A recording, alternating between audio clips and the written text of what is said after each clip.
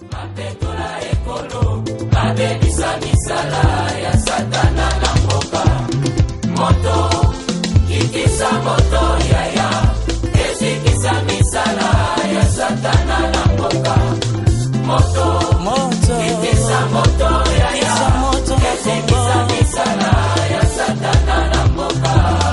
Sembola loboko, tomona elo, tolingi tomona elonga na yo.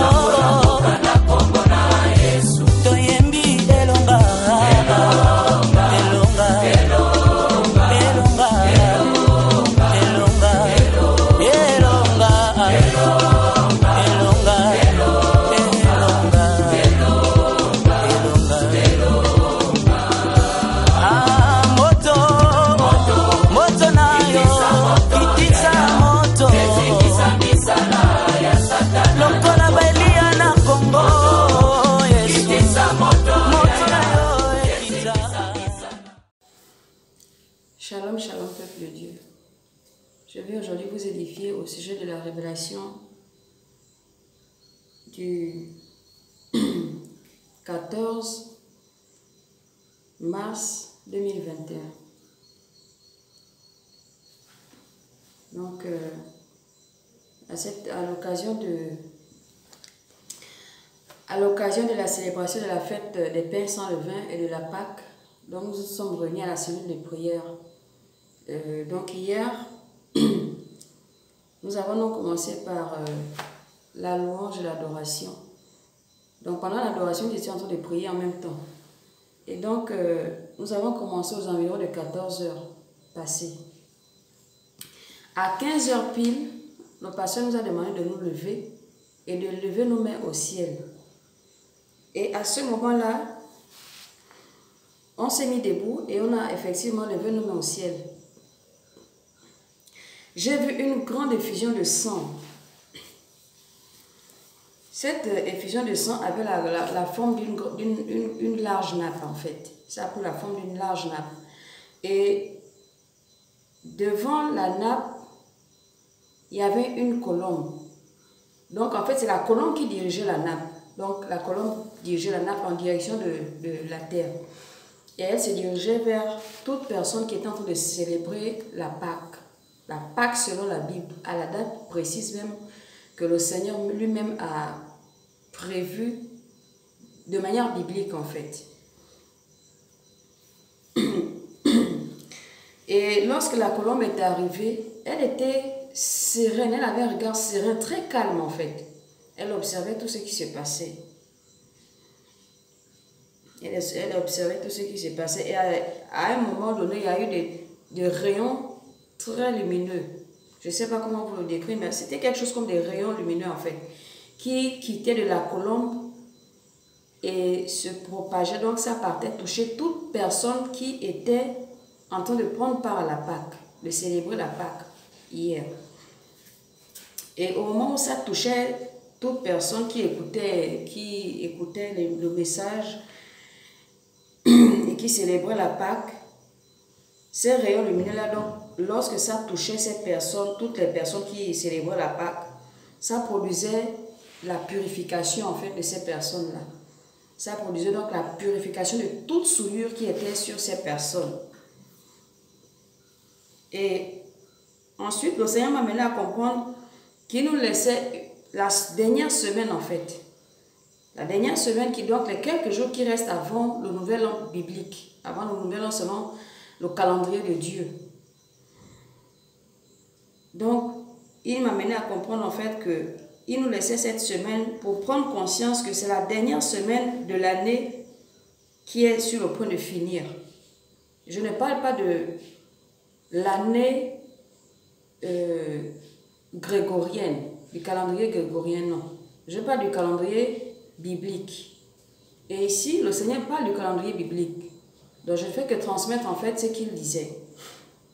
Donc, il disait qu'il nous laissait en fait ces derniers jours, donc, puisqu'il nous reste environ une semaine. Donc, il nous disait qu'il nous laissait cette semaine pour prendre conscience que c'est la dernière semaine de l'année qui est sur le point de finir. Et qu'il ne veut pas que nous entrons dans la nouvelle année avec les mêmes natures pécheresses qu'on avait. Il poursuit en disant qu'il veut que nous acceptions sa nature, sa nouvelle.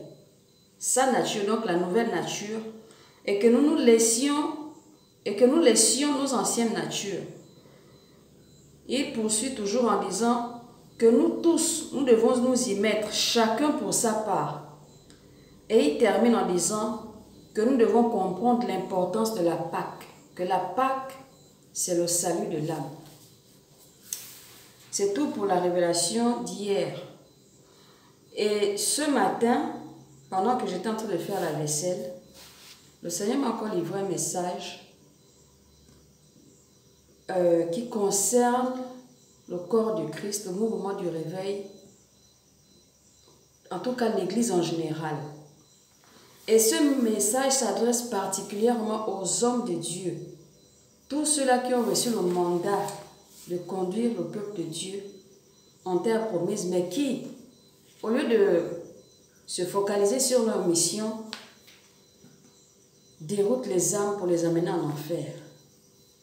Frères et sœurs,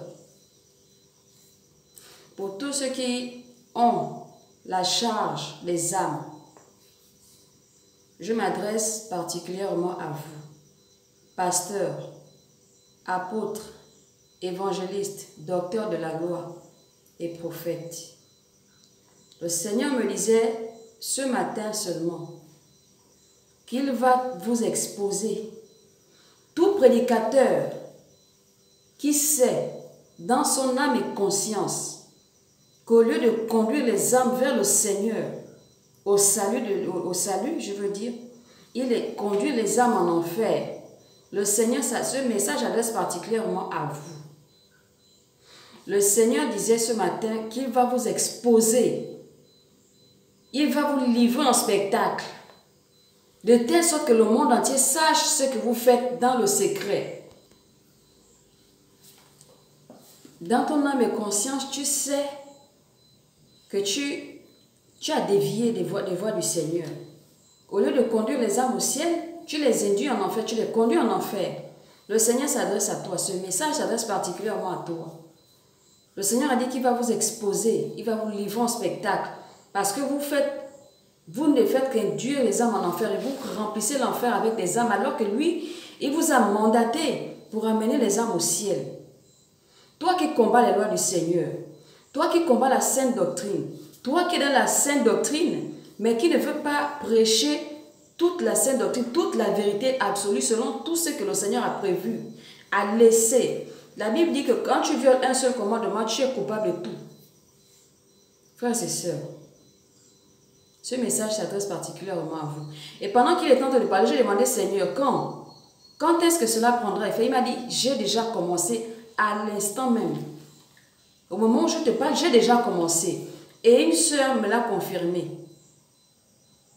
Peu de temps après que le Seigneur me dise cela, 1 ou 2 heures après, il y a une sœur avec qui on conversait sur WhatsApp qui m'a confirmé qu'effectivement, ça a commencé. Le Seigneur a commencé à exposer les faux prédicateurs de l'évangile. Toi qui te dis homme de Dieu, tu es censé prêcher la vérité, être droit, radical dans la vérité. Mais tu te dis homme de Dieu et tu dévies les voies du Seigneur, tu prêches n'importe quoi aux âmes.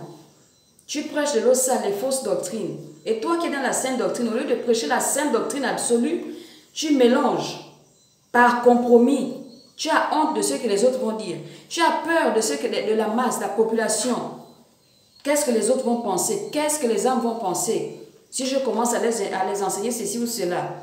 Frères et sœurs, frères, répands-toi. Répands-toi. Si tu veux vraiment que le Seigneur ne t'expose pas, répands-toi. Si tu veux vraiment demeurer dans la bergerie du Seigneur, répands-toi. Commence à te repentir et ramène les âmes que tu es en train de dérouter là vers le Seigneur. Sinon, il va t'exposer. Frères et sœurs, la façon dont le Seigneur parlait de l'exposition, tu ne veux pas la vivre. Tu ne veux pas vivre cette exposition-là.